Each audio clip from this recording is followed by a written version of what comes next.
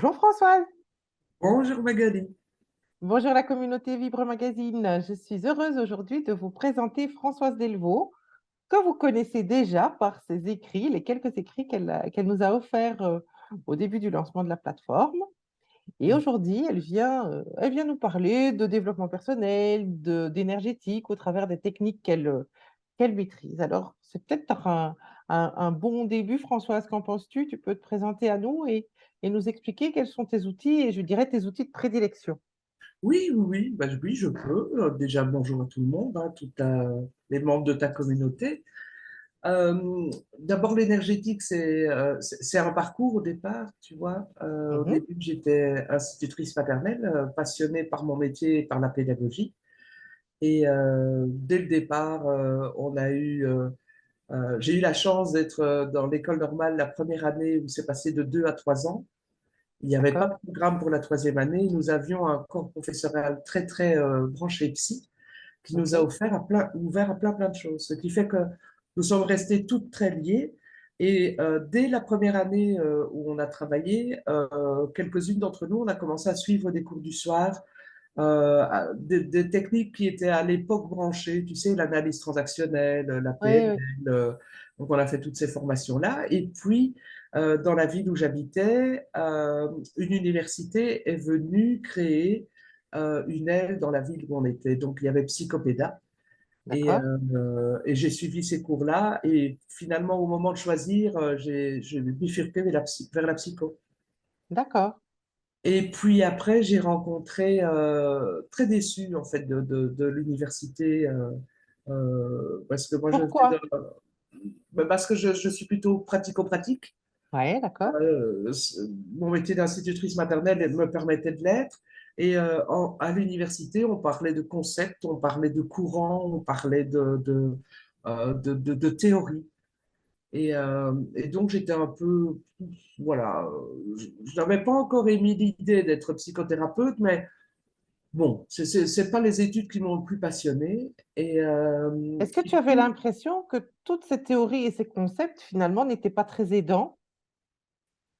ça permettait de comprendre. Ouais, d'accord. Mhm. Et, euh, et je pense qu'au début, en psycho, en tout cas, moi, c'est ce que je croyais. Je croyais que comprendre suffisait à résoudre. Et en fait, si on revient avec un exemple pratico-pratique, tu as beau comprendre pourquoi tu t'es cassé le pied, tu dois quand même supporter ton plâtre 6 semaines, Tout à fait. tu vois?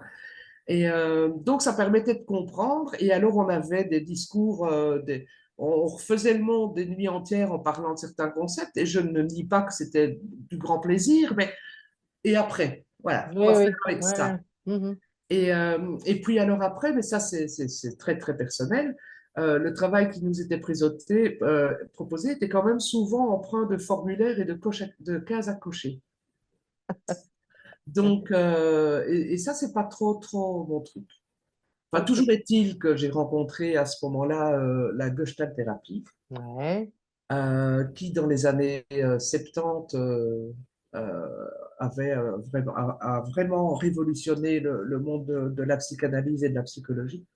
Et là aussi, j'ai appris énormément de choses, mais c'était déjà beaucoup plus pratique, dans le sens où on avait des week-ends de formation où on travaillait la terre glaise, Mhm. par exemple. Mhm. Et puis, de notre travail, on y apportait une analyse pertinente sur le rapport entre le travail qu'on proposait, ce que nous avions vécu dans l'expérience et ce que ça disait de nous. Donc, c'était D'accord. déjà... Et ça passait par le corps, pour le coup. ça passait par le Donc, corps, on oui. sortait de la tête et on entrait dans le corps. Voilà. Et on a eu Mhm. aussi, il y avait aussi des parties théoriques, hein, Oui, mais il y oui, avait bien sûr. aussi je sais pas, on a touché à la biodanza, on a touché à tous les moyens qu'on pouvait avoir pour avoir des informations sur nous-mêmes, puisqu'en tant qu'étudiant, c'était le sujet d'analyse, c'était nous.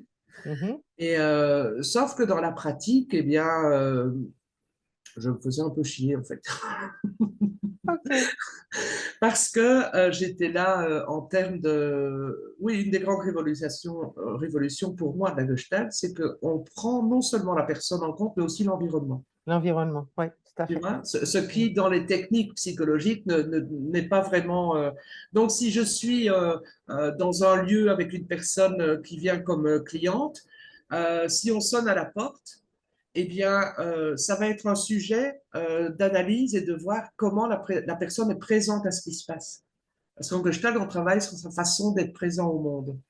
D'accord. Ça, c'était passionnant. Et j'ai gardé beaucoup de ça au niveau de mon observation de ce qui se passe avec les personnes qui viennent me voir. Et puis, j'ai rencontré, par personne interposée, une dame qui pratiquait le FT. Et Et donc, ça, j'ai abordé, comme j'aborde généralement toutes les nouveautés, en me disant, si ça marchait, ça se saurait. Donc, j'ai pratiqué et franchement, j'ai eu des résultats. Voilà, j'ai même pratiqué sur les plantes dans mon potager, sur mes animaux, est-ce que et tu peux nous expliquer en quoi consiste le FT pour celles et ceux qui nous écouteraient et qui ne connaîtraient pas? alors, c'est la première thérapie qui a donné le nom au courant de la psychologie énergétique, Oui, simplement parce qu'elle fait appel au système énergétique, donc au méridien qu'on utilise en en médecine chinoise. acupuncture et dans la médecine Mhm. chinoise. Ça, c'est le système énergétique. Et alors, il se fait qu'on parle du problème, et en parlant du problème, on va aller tapoter certains points qui correspondent à des terminaisons de méridiens d'acupuncture. D'accord. Et lorsque l'on allie la sollicitation du système énergétique avec le verbe qui Oui. caractérise sur ce qu'on veut guérir, eh bien, on obtient des résultats vachement plus rapides que dans une simple thérapie verbale. Est-ce qu'on pourrait dire que c'est à la fois énergétique et corporel parce que finalement, on met le corps en mouvement aussi en allant Tout à fait. tapoter? Et donc, est-ce que tu penses que dans les gestes qu'on fait, sans penser à l'impact sur les méridiens, où là, on est bien d'accord. Bon, je veux dire, les Chinois, ça fait 5000 ans, hein, qu'ils ont découvert les méridiens. Nous, on vient faire les malins, là, mais mais sans penser à l'impact sur les méridiens, mais simplement le fait qu'on mette le corps en mouvement et que donc on soit dans une action quelque part aussi, je pense que ça peut avoir un impact? Oui, oui, tout à fait. Simplement parce que lorsque l'on se concentre ou qu'on prend de notre énergie pour tapoter, cette énergie-là ne va pas dans les éventuelles abréactions, ne va pas dans les éventuelles résistances. Et alors, au niveau des résistances, ce qui est très chouette, c'est que la technique a prévu les résistances, donc ce qu'on appelle des inversions psychologiques. D'accord. Est-ce que tu peux Alors, je vais... expliquer un petit peu, Oui, oui, appréhension, inversion psychologique, résistance, pour celles et ceux qui nous écoutent? oui. Mais en gros, si on va mal et que notre mal-être dure depuis longtemps, c'est qu'il y a une partie de nous qui y tient ou qui en a besoin. Oui, bien sûr. Donc, et Bénéfice cette secondaire. partie-là, soit elle est très, très, comment dirais-je, présente, et alors elle va résister au changement parce qu'elle va tenir à son mal-être. C'est mon mal-être à moi, je le tiens, tu vois. Et alors, on va résister. Ça lui C'est donne un rôle, en fait, aussi, à oui, cette oui. partie-là, hein. Et que Padovani j'ai. appelle ça les gardiens. Moi, j'aime bien cette idée parce que c'est, à un Hmm. moment donné, j'ai trouvé qu'il fallait mettre quelque chose en place. Donc, une partie de moi-même s'est mise en gardien et dit: «Non, non, non, non, non, on ne passe pas». Oui, oui, et cette partie-là, on peut dire qu'il y a une part, c'est inconscient. C'est-à-dire que ce ne sont pas des mal-être que consciemment on a décidé, tiens, à partir de maintenant, j'ai la phobie de l'araignée, tu vois? Non, bien sûr, bien sûr. Ou bien, tiens, à partir de maintenant, je résiste à tout changement. Donc, c'est une partie inconsciente. Et, euh, et lorsque l'on travaille en EFT, on commence par solliciter ce qu'on appelle le point karaté. Et on donne une phase paradoxale, c'est-à-dire qu'on dit même si j'ai ce problème, je m'aime et je m'accepte. Et en passant par cette phase-là, on casse un peu, on coupe l'herbe sous le pied aux résistances. On l'amadou quelque part, parce qu'on Ouais, reconnaît ouais. qu'on a le problème. Oui, oui, tu es là, résistance, mais même si tu es là, je m'aime, je m'accepte. Sous-entendu, donc je peux aussi évoluer autrement. Tu vois? Et je t'aime et je t'accepte aussi, toi, résistance, puisque tu fais partie de moi. Et Tout à donc, on fait. n'est pas dans ce que certains courants s'y proposent, à savoir il faut abattre les résistances, dépasser les résistances. Les résistances font partie de nous. On les désactive finalement au fil du temps en leur montrant qu'elles n'ont plus de place. C'est ça? Oui, Enfin, oui, plus c'est ça. d'utilité en fait. Oui, c'est-à-dire, oui, c'est ça, on leur coupe l'herbe sous le pied, donc on permet à autre chose d'émerger. Oui, d'accord. Et ça, déjà, rien que ça, c'est déjà aidant. OK.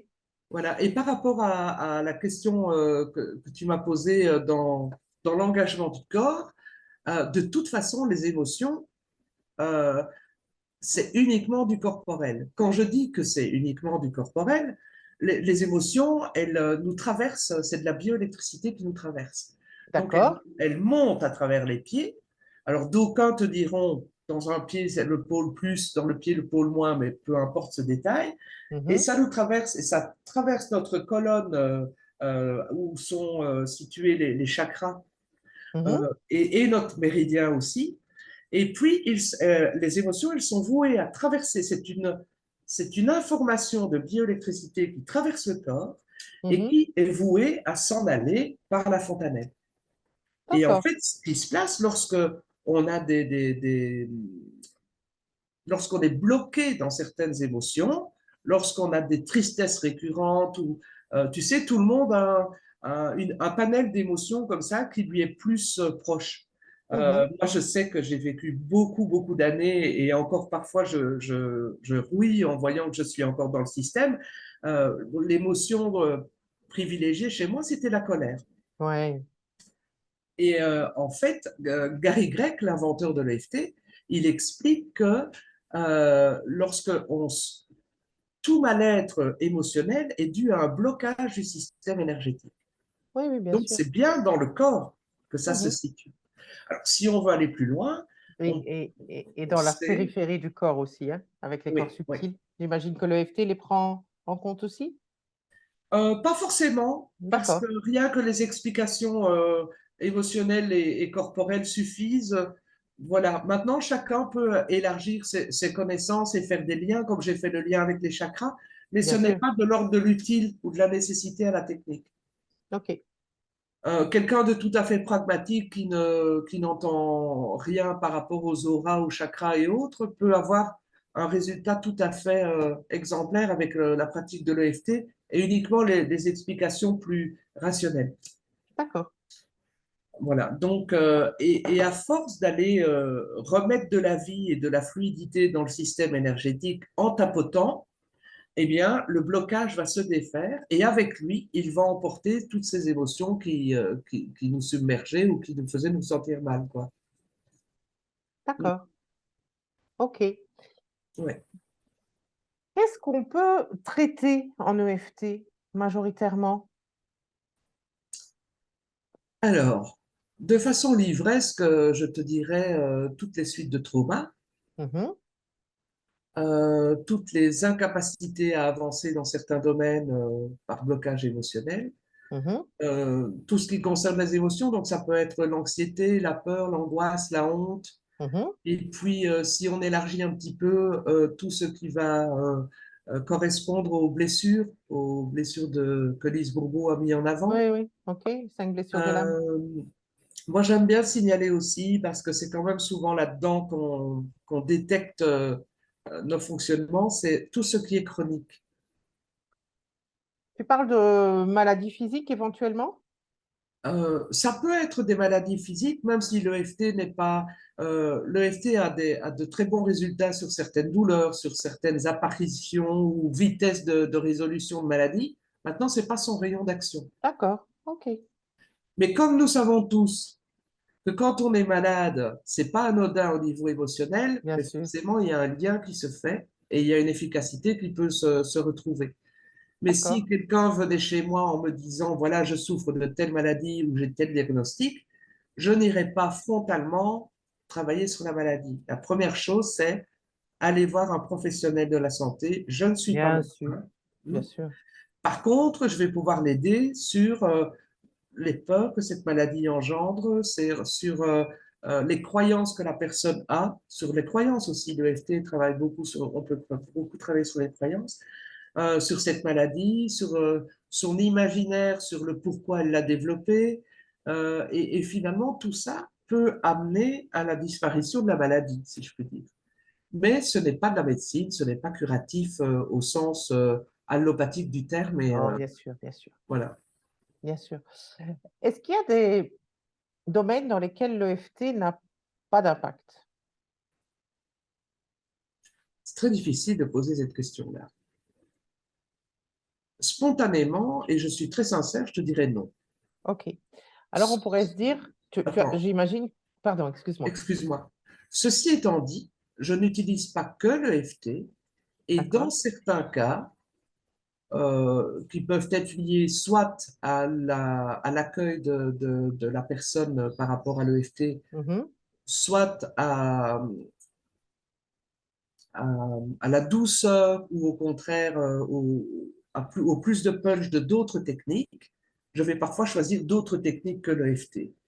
D'accord. Mais ce n'est pas pour ça que l'EFT n'a pas d'efficacité. Ok. Alors, ça m'amène à la question que j'allais te poser, qui était, quand ça ne marche pas, pourquoi ça ne marche pas? OK. Parce que j'imagine qu'il y a des gens qui pourraient nous dire en commentaire, j'ai essayé le FT, ça ne fonctionne pas. Mhm.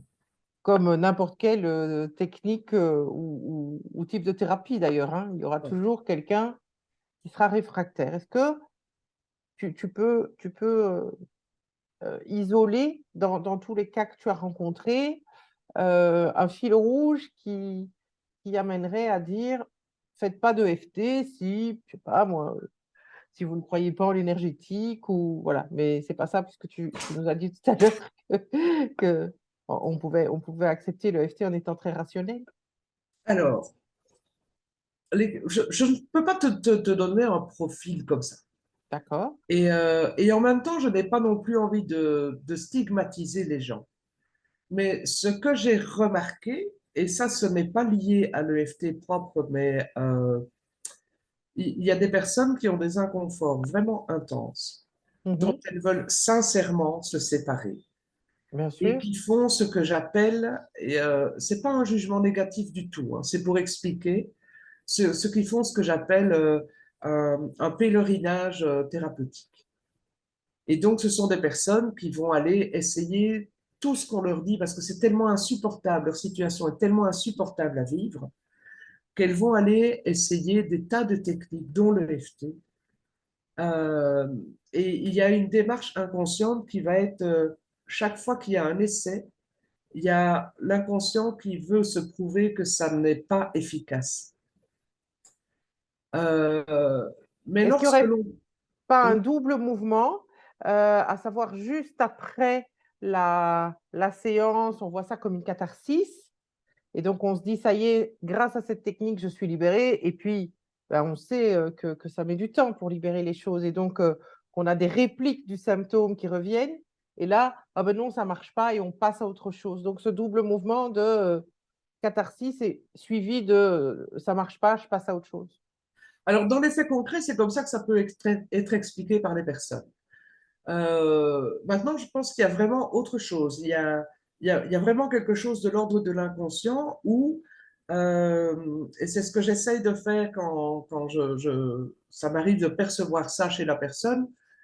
Déjà dans le discours, tu vois, quand la personne commence à citer tout ce qu'elle a fait pour le même symptôme, hein, j'essaye, mais c'est pas évident, euh, d'aller plus, non pas dans des questions qui pourraient amener la guérison, mais dans des questions qui, pourquoi est-ce que tu as besoin de cette maladie-là? Pourquoi est-ce Oui, que bien tu as sûr. besoin de ce symptôme?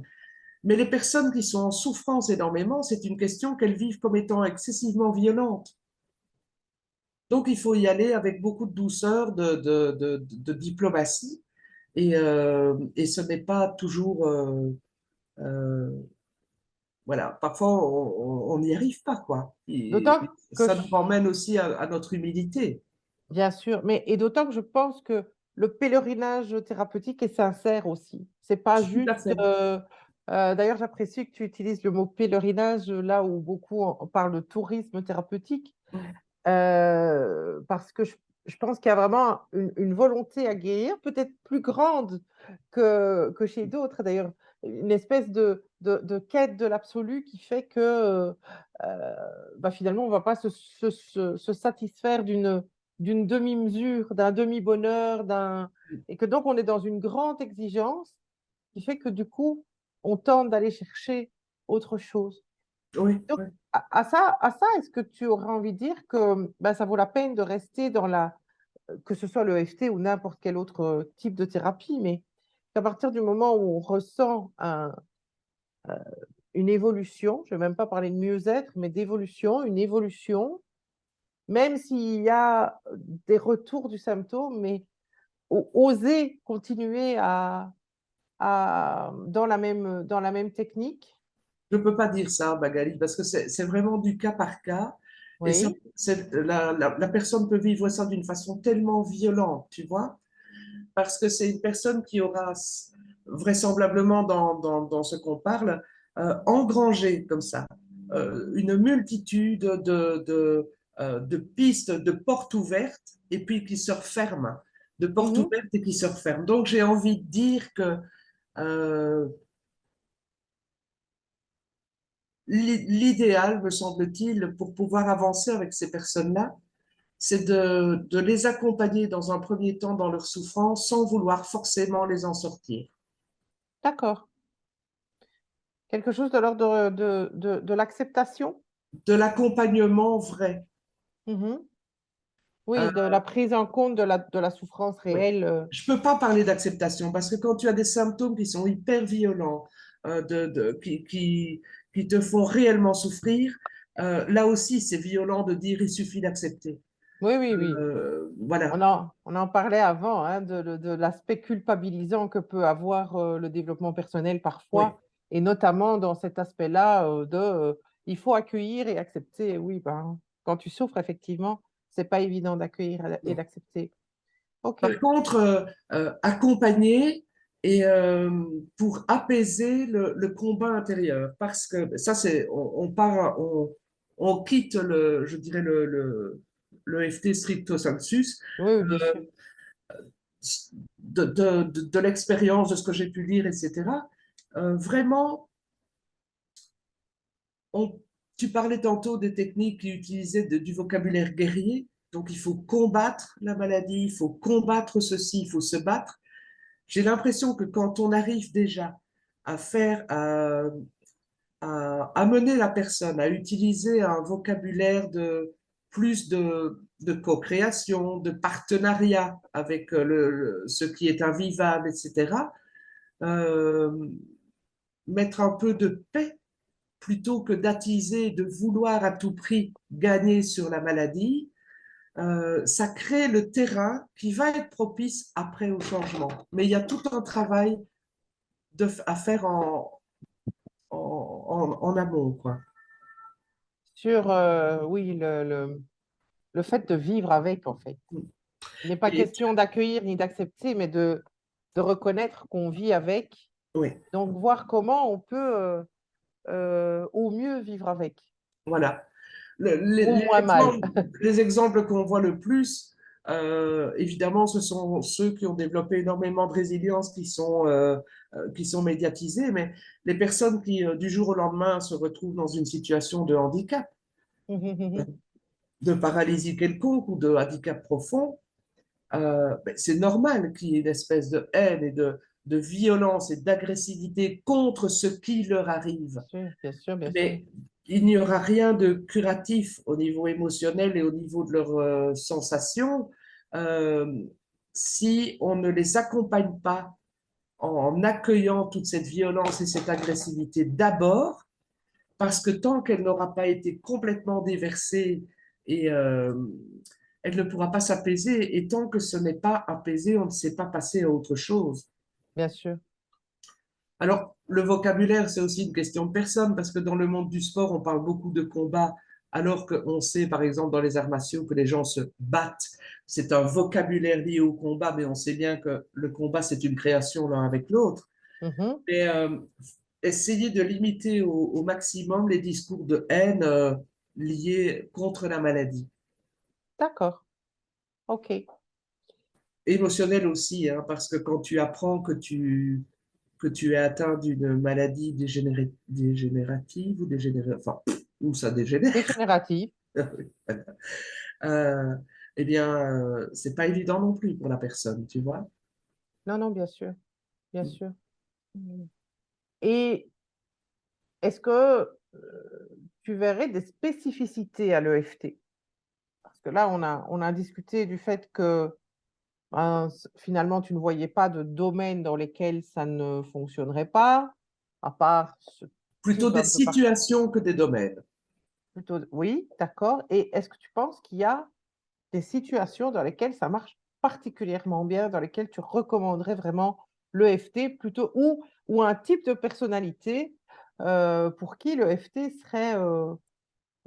serait finalement plus adéquate qu'une autre, technique? Déjà, la première chose, mais ça c'est peut-être plus lié à moi qu'autre chose, ce qui moi m'a scotché, c'est les limitations, les croyances limitantes. D'accord.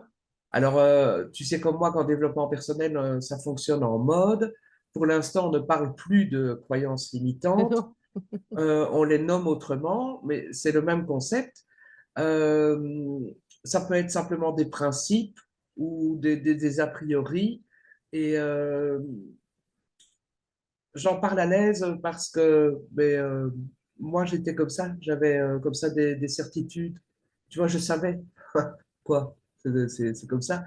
Et, euh, et le fait d'avoir pu me rendre compte en travaillant autre chose que certains principes que j'avais se sont étiolés, ont disparu ou se sont remplacés par autre chose, euh, j'ai pu vivre, j'ai envie de dire, dans ma chair, le lien entre les certitudes qui ont quelque chose de rigide, de dense et de limitatif. Ce sont presque autant de barrières que l'on se met. que l'on se met, oui, bien sûr. Et c'est aux endroits où on se rigidifie qu'apparaissent les symptômes lorsqu'on est malade ou lorsqu'on a des douleurs. Et le fait d'avoir été en EFT pour travailler des émotions particulières et d'avoir ressenti au niveau de mon corps comme ça redevenait plus souple, et de voir que je ne faisais plus appel à ces certitudes-là, je dirais oui. La première, oui, les, les croyances limitantes, les barrières qu'on se met, Oui, le tout ce qui nous FT, limite, en fait. oui, c'est ça, c'est vraiment libérateur. Il y a ça. La deuxième chose, c'est les trucs chroniques, du style à nos âges, parce qu'on n'est plus de la première fraîcheur, hein, Magali, Mais euh, enfin, mais même déjà plus tôt, j'irais même déjà à partir de 30 ans, il y a des tas de personnes qui disent, mais enfin, j'ai déjà travaillé 36 000 fois cette chose-là en thérapie et je m'aperçois que je réagis encore comme ceci ou que ça me fait encore souffrir et tout. Ça, c'est gai avec le FT, quoi. C'est gai parce que ça libère. Alors, d'accord. ce qui est aussi très, très gai, c'est que on ne fait pas comme en analyse où on va remonter la chronologie et voir quel est le discours dans le chef du père ou de la mère qui a apporté ceci. Mais le fait qu'on aille voir derrière le domino du symptôme apparent quel est le précédent, on arrive parfois au même résultat. Mais ce qui est gai, c'est de voir que lorsque tu pratiques le FT sur un problème, deux problèmes, trois problèmes, quatre, cinq problèmes, à un moment donné, en pratiquant le FT sur un seul, tu t'aperçois dans ton quotidien qu'il y a plein d'autres problèmes qui sont plus là. C'est comme tu vas chercher la spécificité pour expliquer ton problème, eh bien, tout ce qui est spécifique à cette explication-là s'évanouit aussi, quoi. S'évanouit aussi, d'accord. OK. C'est super gai à vivre et à voir que la personne en face de toi le vit. C'est gai. Tu parlais d'autres techniques que tu utilisais. Il nous reste un petit peu de temps, donc je propose que tu nous en parles et que tu nous dises ces techniques-là, pourquoi, plutôt que le FT, au moment où tu les utilises? Alors, il y a le TPE. Le TPE, c'est je dirais la version belge du Faster EFT. Ouais, C'est une technique que j'utilise plus volontiers pour tout ce qui est addiction d'accord. phobique. Mmh. C'est une technique très, Euh, le gars qui a amené ça en Belgique et qui en a fait le TPE, c'est René Zoria. Je ne sais pas s'il aimerait ce que je vais en dire, mais plus mathématique, OK, dans le sens où le protocole, tu ne vas pas chercher tes mots, etc. Le protocole est beaucoup plus court qu'en EFT, d'accord. mais en même temps, c'est beaucoup plus rapide pour faire passer des choses qui ont l'air intenses. OK, Donc, la phobie de l'araignée, enfin, ce qui est phobie en général, la phobie de l'avion, etc., ça a des résultats mais absolument mirobolants. Je ne renie pas l'EFT. Tu peux avoir les mêmes résultats en EFT, mais moi, de ma pratique, ça va plus vite avec le TPE, quoi. D'accord, d'accord. Et alors, j'utilise aussi un peu de logosynthèse. Et il y a comme ça des formulations que j'ai reprises. Je ne saurais pas forcément redonner les sources, mais des formulations de phrases que j'utilise parce que le langage a des vertus curatives qu'on n'utilisait plus, sauf dans les églises ou dans les mosquées ou dans les temples. C'est-à-dire que répéter certains mots Oui, oui, bien qui ne sûr. sont pas anodins Mhm. dans une certaine suite, avec, en toute conscience, ça a un effet très, très apaisant. D'accord. Et à force de répétition, ça peut aussi avoir un effet curatif. Donc, quand on se fait accompagner par Françoise Delvaux, on a un double accompagnement qui est sur le plan énergétique et sur le plan verbal, c'est ce qu'on peut dire. Ça Oui, synthétise oui, bien voilà. la manière dont tu travailles. Oui. Et alors, il y a aussi un ton, parce que ça, je pense que c'est la certification dont je suis la plus fière, parce que je pense qu'il n'y en aura plus avant longtemps. C'est la thérapie provocatrice. Oui, Alors, la thérapie provocatrice, en fait, quand j'ai découvert ça à travers les venues en Belgique de Steve Wells et David Lake à l'époque, il y a, je sais pas, une dizaine d'années peut-être, je ne sais pas, je me suis dit, bon sang, mais c'est moi, quoi. Voilà. Sauf que je suis issu d'une famille où on rit beaucoup. mhm. Et ce que j'ai appris, ce que la thérapie provocatrice m'a appris, c'est de ne pas rire de, mais rire avec. Avec. Mhm. Tout à fait. Et en TPE, par exemple, ou en Faster EFT, euh, on va aller se servir de phrases qui font rire ou qui déconnectent la personne de son problème. Et parce que lorsque la personne est trop dedans, il y a un moment donné où le travail ne se fait pas. Mhm. D'accord. Et aussi parce qu'entretenir le je vais dans l'émotion, j'en sors, je vais dans l'émotion, j'en sors, etc., ça aide à l'évacuation. Et au niveau de la thérapie provocatrice, lorsque l'on arrive à faire rire la personne de son propre problème, voilà, c'est déjà Ouais. une grande victoire et la guérison n'est pas loin. Ça fait partie aussi des outils qu'on utilise en thérapie de l'acceptation et de l'engagement. Pouvoir se moquer de soi, c'est terriblement libérateur, en fait. Enfin, se moquer gentiment, hein. Oui, oui, En oui. tout cas, être dans l'autodérision. Oui, c'est ça, Mm. l'autodérision, c'est-à-dire rire avec. Bienveillante. Oui, ouais. Je ris avec mon problème, je Oui, oui, ris, oui. voilà, on rit ensemble, thérapeute et client, du problème. Voilà, c'est quelque chose, ça amène déjà un recul salvateur, quoi. Oui, tout à fait. OK. Et pour revenir à ce qu'on parlait tout à l'heure des personnes Oui, qui étaient des pèlerins thérapeutiques, là, par exemple, il faut faire très, très attention par rapport à la provocative et au rire. bien sûr. Euh, et c'est parfois, ça m'est déjà arrivé de mal jauger, en fait, de ne pas Mhm. m'être rendu compte de l'aspect pèlerin de la personne. Et alors, à ce moment-là, ça n'est pas aidant du tout, parce que pour la Non. personne, c'est une agression. Donc, il faut vraiment être... maintenant, je fais plus attention, beaucoup plus attention à tout ça. Mais bon, j'ai de la bouteille hein, maintenant, madame. Mais c'est ça, mais je pense que c'est l'avantage d'un thérapeute qui a bourlingué, hein, et qui Ouais. s'est aussi auto-soigné, parce que toutes et tous, en tant que thérapeute, je pense que nous sommes les premières personnes que nous soignons, même Mm. s'il y a des moments où on doit demander de l'aide à nos collègues, parce qu'il Mm. y a des choses qu'on ne peut pas soigner tout seul. Mais voilà, c'est l'avantage de quelqu'un qui a de l'expérience, c'est de s'être de temps en temps un peu cassé les dents avec Mais soi-même, ça me fait penser, j'y notamment. pense jamais d'en parler, mais ça me fait penser que ça fait maintenant quelques années que je ne me suis pas installée comme superviseuse pour faire de la supervision, mais par contre, j'ai des collègues qui m'ont interpellé, qui m'ont demandé de faire de la supervision. Donc maintenant, je fais aussi de la supervision pour les thérapeutes qui le désireraient. Eh bien, c'est bon à savoir, François. C'est bon à savoir. Est-ce que tu as envie d'ajouter autre chose encore? Est-ce que j'ai encore envie d'ajouter quelque chose? Ouais, évidemment, la première chose à laquelle je pense quand tu me dis ça, c'est mais la gratitude de m'avoir permis de m'exprimer déjà. Non, mais C'est avec bien. plaisir. Mais moi, gratitude à toi également. Et ensuite, ben, il paraît que tous les chemins mènent à Rome. Et Oui, j'ai envie de dire, eh bien, bienvenue à toutes les personnes qui veulent se rendre à Rome. ouais, bien, oui. Et Voilà. elles trouveront facilement les panneaux indicateurs sur le site Vibre Magazine pour te retrouver. En Voilà. fait, dans la rubrique co-créateur, toutes les informations te concernant sont là. OK. Voilà. Voilà. François, je te Merci Magali. remercie pour cette belle présentation et je te dis à bientôt.